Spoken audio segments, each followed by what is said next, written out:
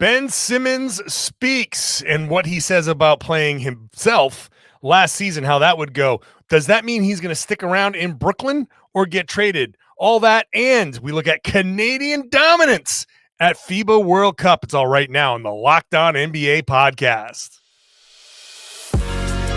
You are Locked On NBA, your daily NBA podcast. Part of the Locked On Podcast Network, your team every day.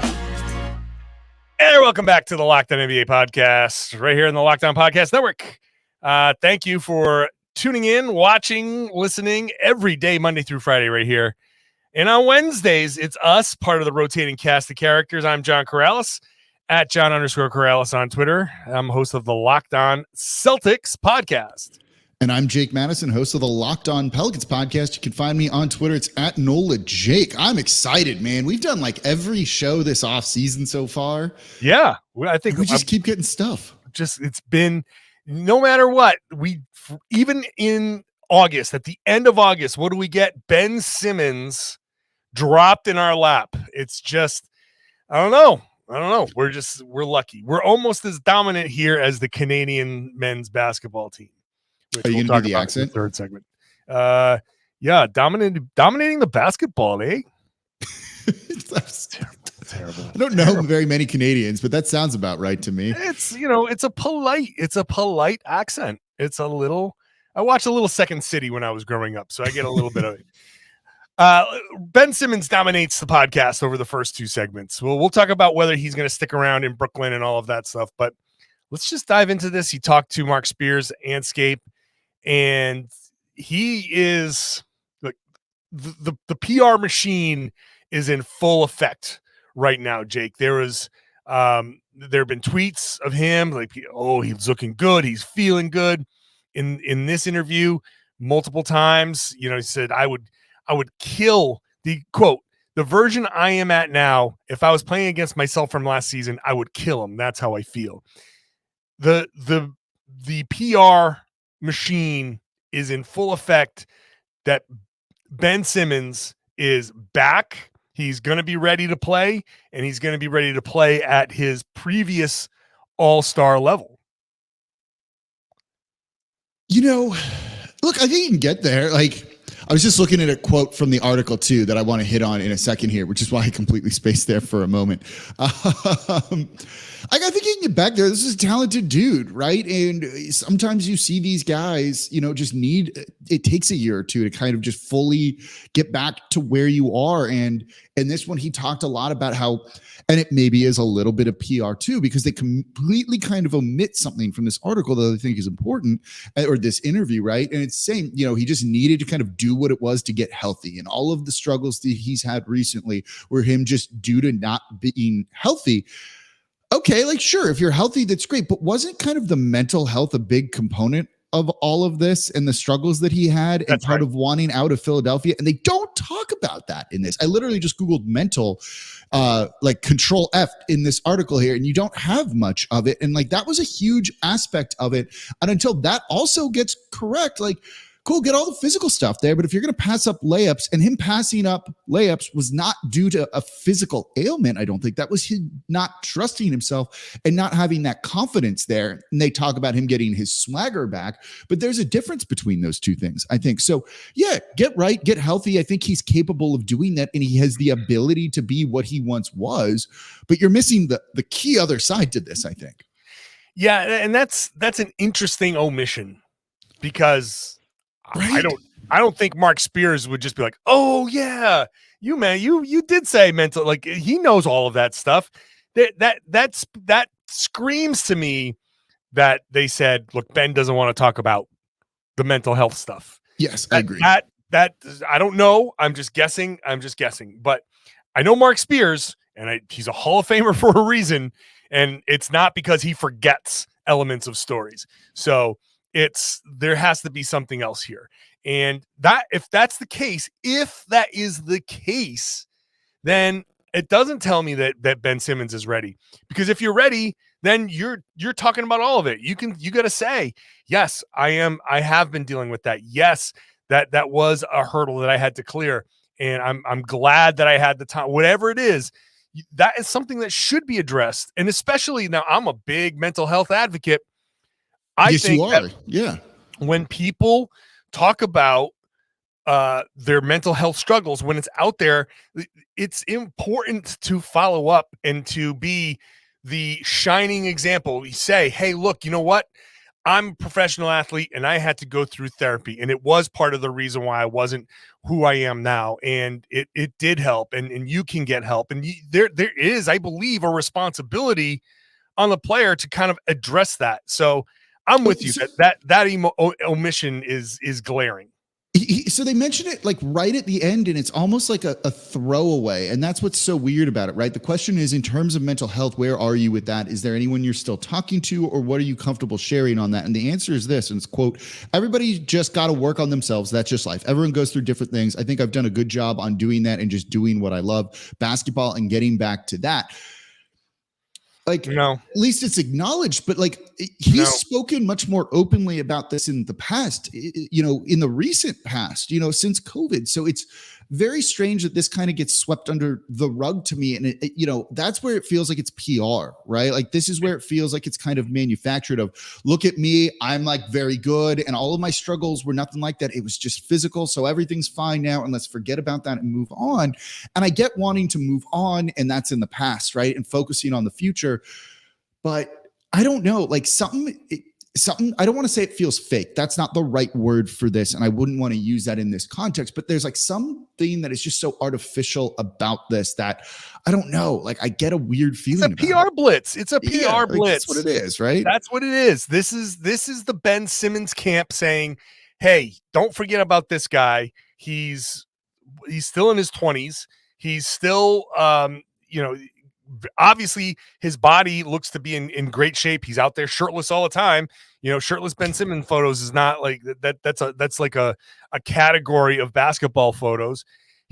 I still consider that an omission, man. That's not really tackling the thing. That's not when it was the crux of what, like the trade request, right? It was like, the crux of it. Yeah, like Phil was like, you can play.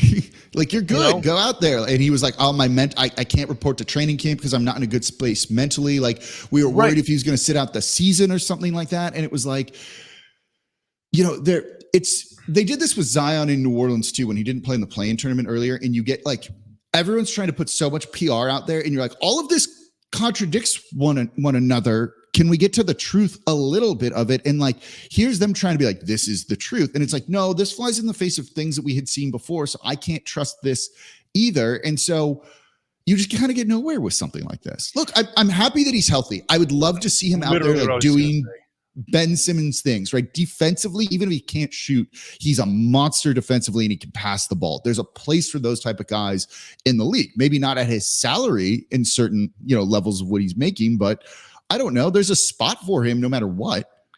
He's still, look, he was an elite player. He was an elite player. He was an all-star. He was all NBA. Like NBA, yeah. Right. He's a really good basketball player at his best. He can, in the open court, deadly. Defensively, deadly. Half court, okay, the lack of shooting, yeah. But it's one thing to say, okay, deficiencies and whatnot. The bigger issue here is, what's the goal of all of this? We can see it coming. That's a good point. We can see it coming from the tweets earlier. We know that the big Ben Simmons push is coming. What's the goal? What are you trying to prove? You're already on a team. He says he loves Brooklyn. He says all of that stuff.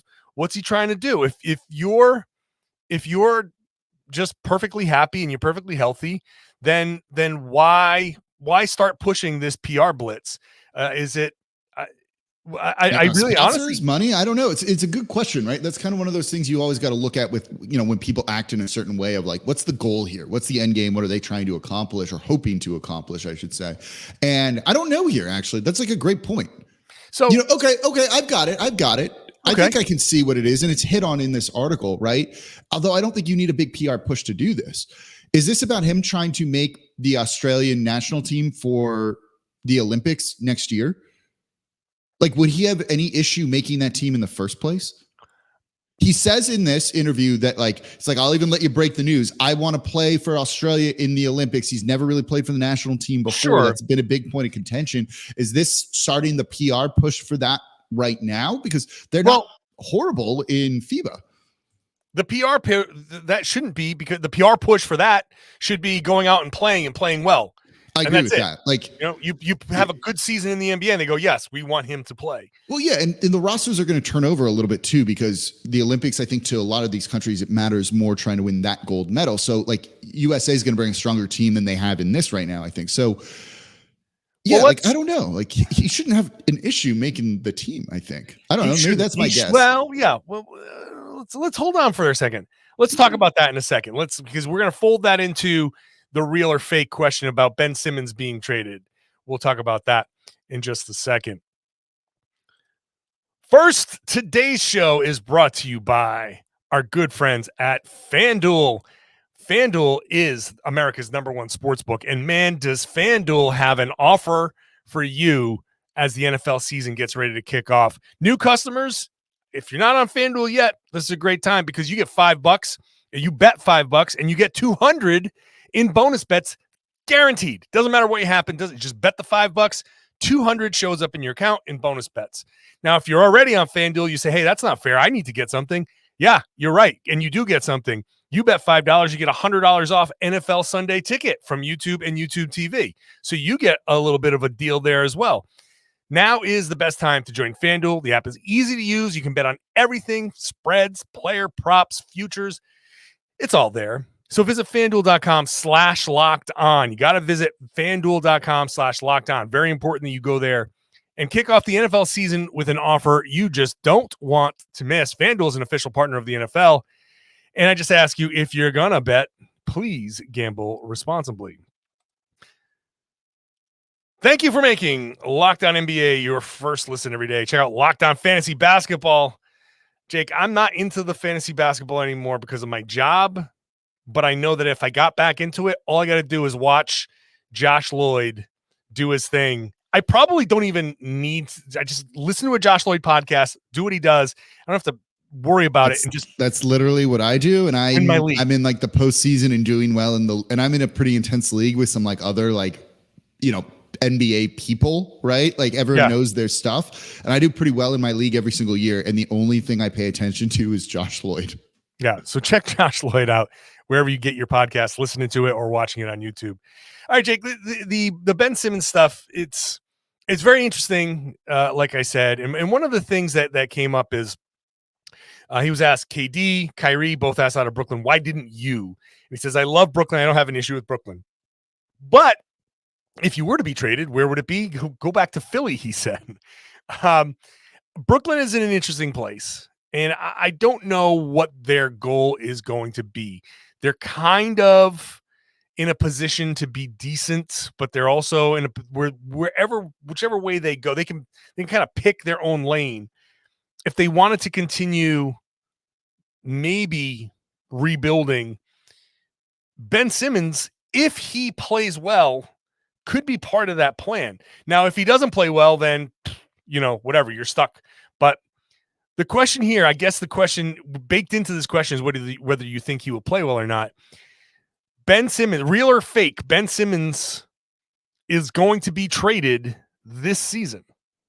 I think it's fake. I think he's going to stay there and be on this Brooklyn Nets team the whole year, as you said, right? They're kind of in position to be competitive. They don't look like they want to tear things down either. There was a lot of interest, I think, from every team around the league in Bridges, and they didn't move him. And if you move him, then you're fully starting that sort of rebuild. And if you're keeping him, he's going to be good enough to probably carry you, to a play-in tournament spot, something along those lines. And when you start to look at their roster, the starting lineup's not bad, right? You have Nick Claxton there. You have Ben Simmons. You have Bridges. Pick two of the other guys that you really want to throw in there, Spencer Dinwiddie maybe.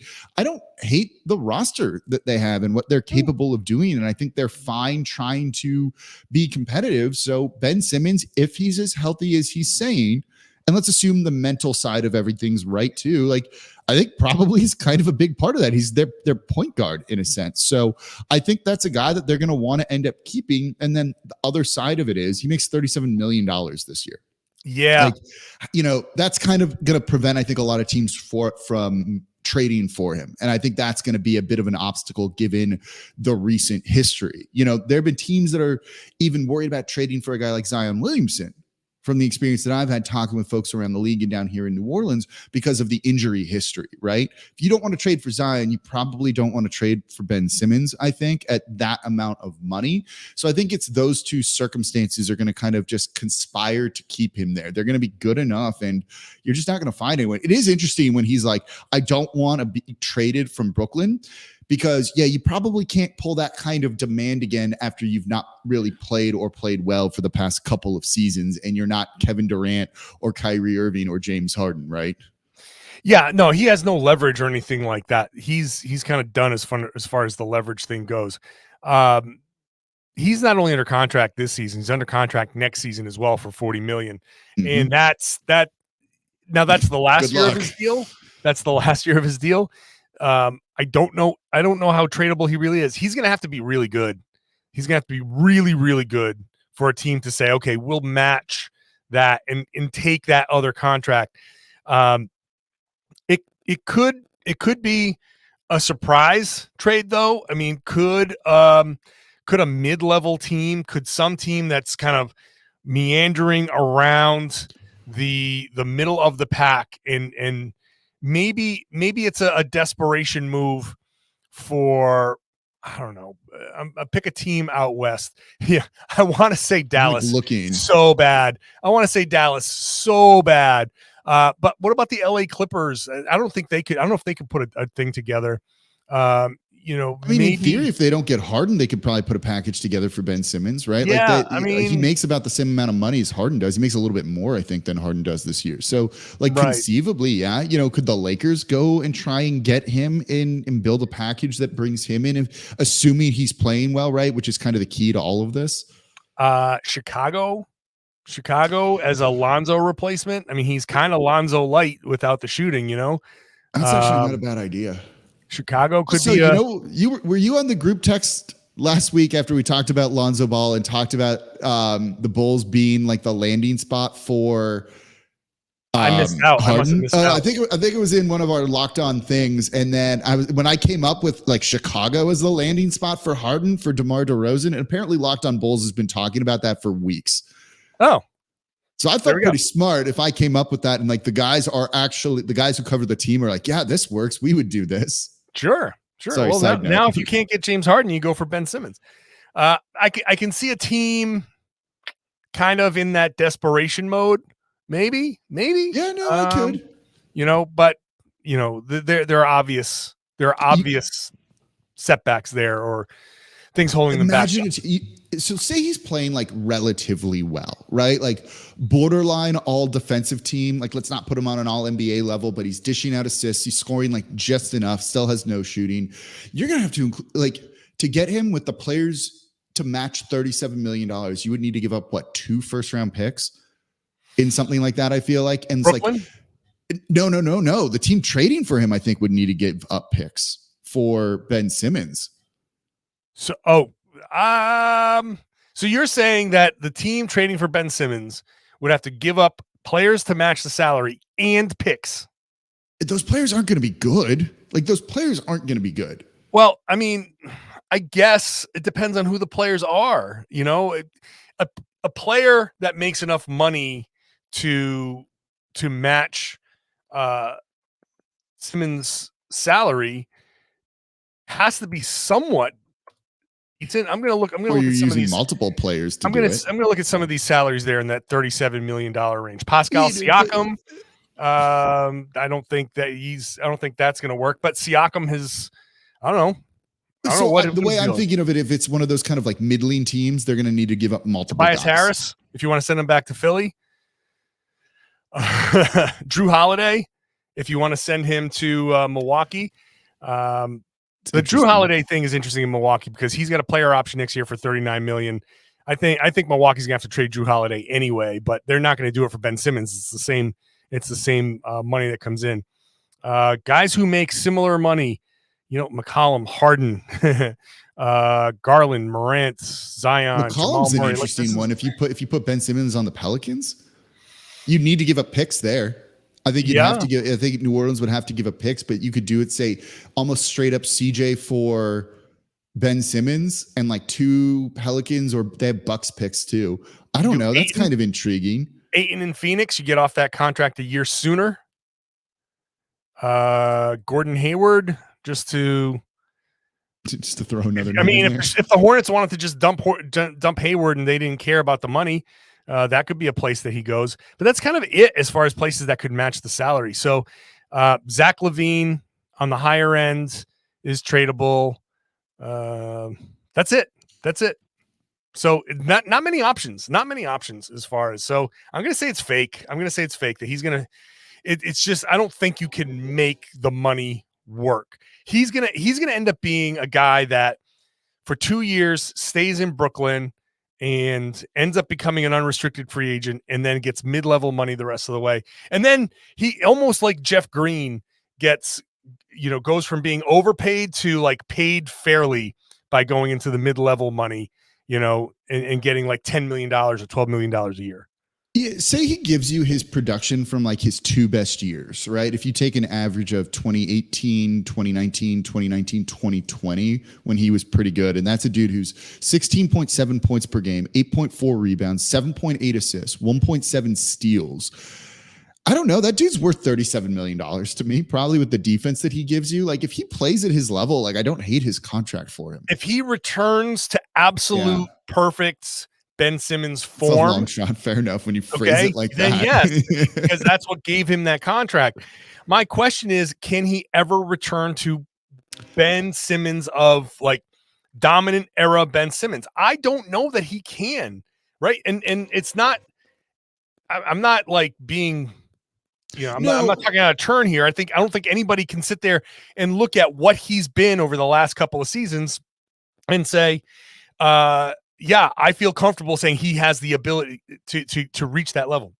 He could, but his thing that his game isn't based off like scoring, right? It's the defense, which at 27, if he's healthy, like, yeah, he can probably do what he did defensively and like passing, like, I don't know, and rebounding. Those things I think are capable. Like, is this dude ever going to be a 20 point per game scorer? No. But I think if you say, look at him compared to like Lonzo Ball, who we talked about last week, who's missing a significant amount of time too. I don't know. I'd actually probably put my money on Ben Simmons over say Lonzo or some other players that we've seen. Well, yeah, I mean, Lonzo, yeah, sure, but I it's not saying a lot because Lonzo. That's not like a great comparison, admittedly here. So I don't know. We'll just leave it at that because we're running out of time here. But my overall takeaway here is that I don't think Ben Simmons is going to play well enough to get traded. He has to play well to get traded because of the money that he makes. So he's not going to play well enough. To me, I think a lot of this is PR spin. He's trying to figure out a way to get himself back into the, I don't know if he's trying to get some sort of extension or what, or if he's trying to kind of, maybe he actually is trying to get traded and he's trying to like show other teams to be like, hey, pretty soon, just include me in your thought process because I'm going to show you that I'm going to be good enough. I have no idea, but there's clearly some sort of PR push here for Ben Simmons. I don't know what the exact reason is, but I also don't think it gets him out of Brooklyn if that's his goal. All right. Maybe he plays for Team Australia down the line, but Team Canada is the team to beat right now outside of Team USA. It's going to be a showdown potentially. So we'll talk about that in just a second. I want to thank you for making Locked On NBA your first listen every day, Monday through Friday here, wherever you get your podcast and on YouTube. We're not scaling back. We're scaling back on the team podcast, but not on the Locked On NBA podcast. All right. The Canadian men's national team is just ripping through everybody over there in Jakarta.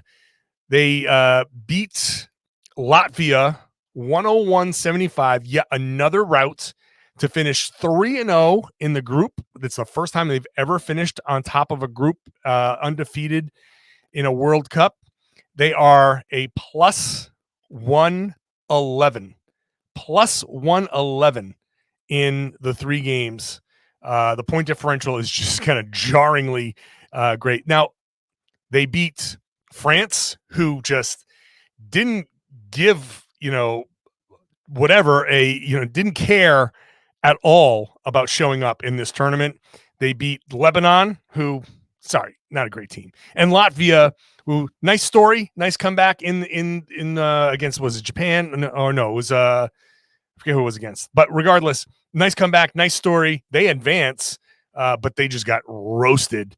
So Canada, not the best competition, but also you do what you're supposed to do against this competition, led, of course, by Shai Gilgeous-Alexander, who his star is just continuing to rise.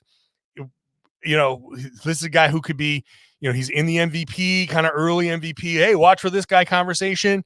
He's a guy like Matt Moore talked about him yesterday, betting on him as the MVP. There's the SGA train is really at the highest level, highest speed, and it continues here through the World Cup.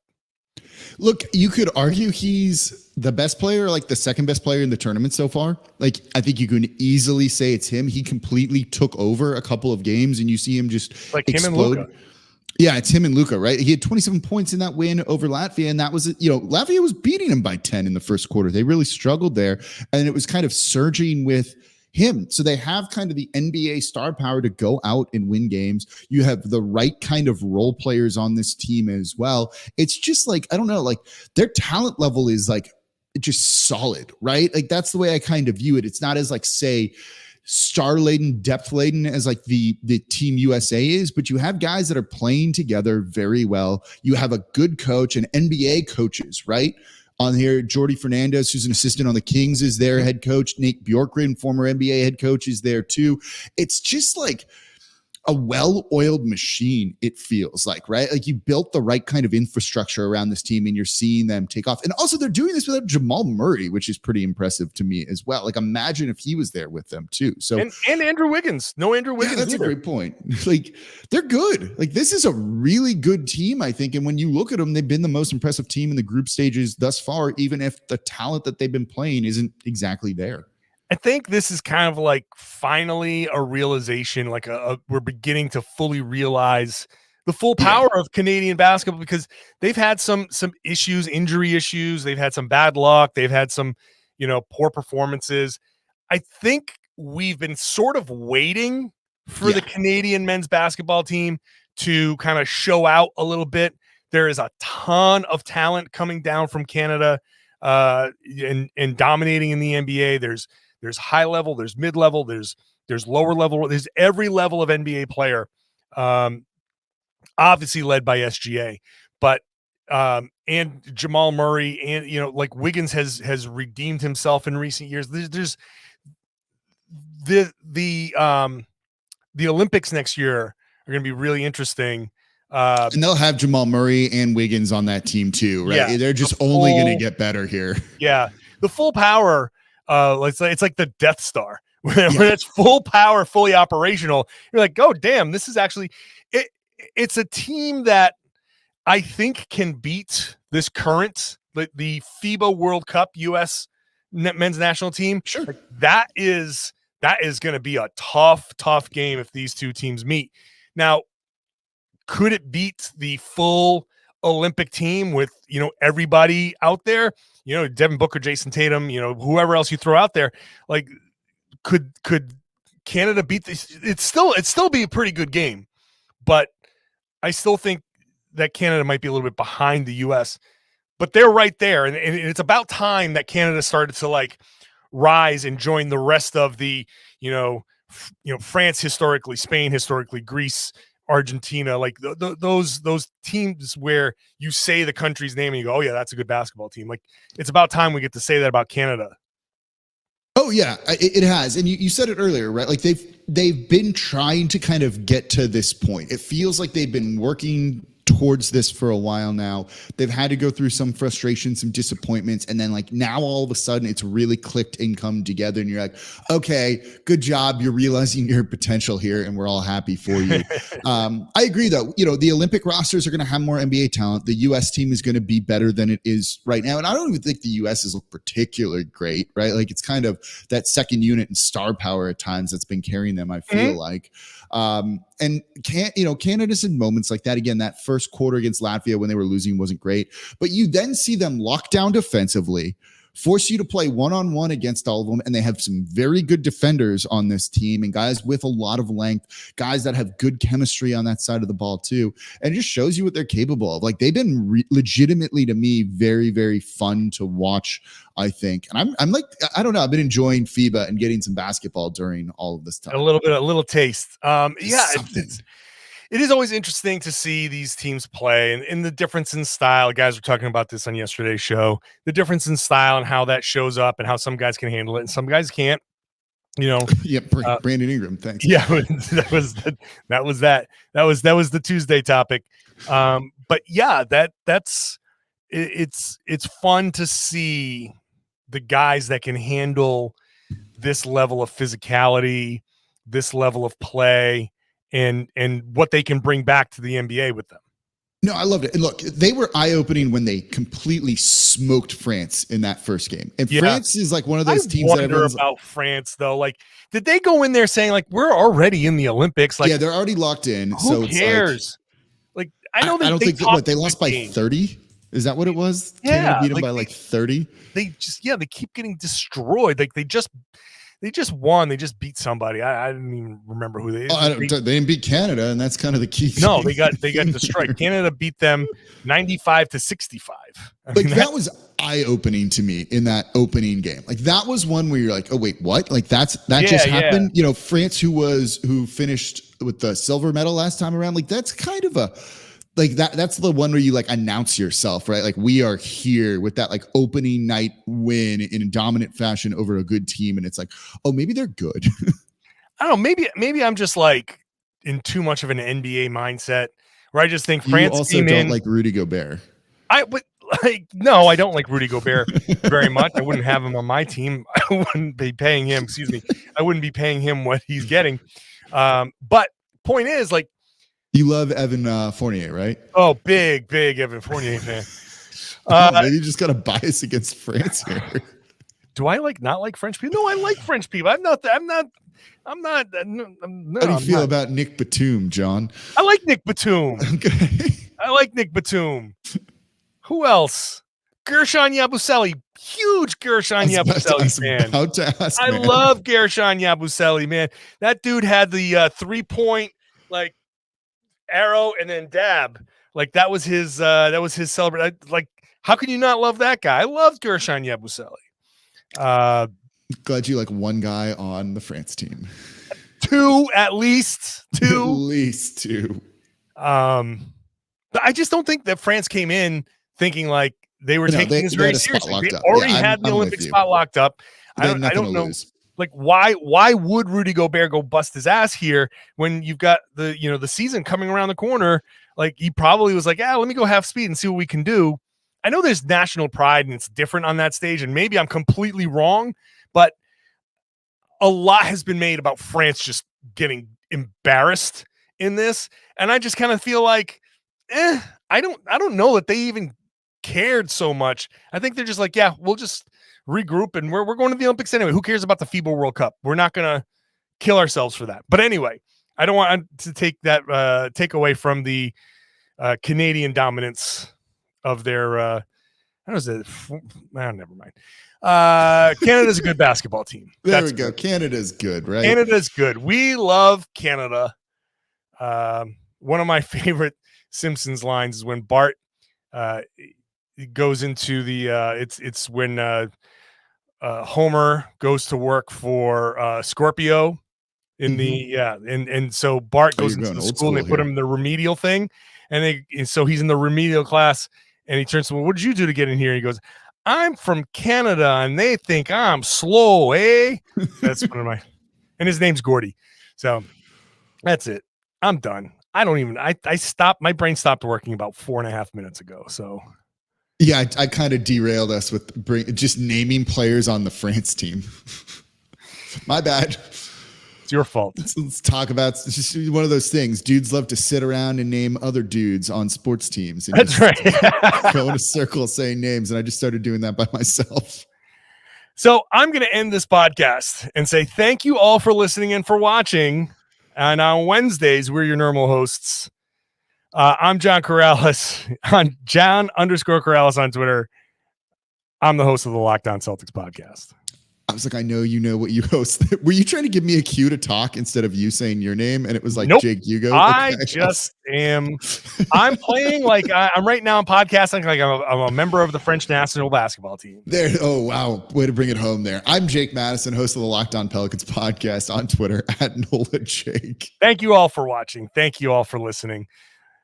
Tomorrow, it's Pat the Designer. It's Nick Angstead.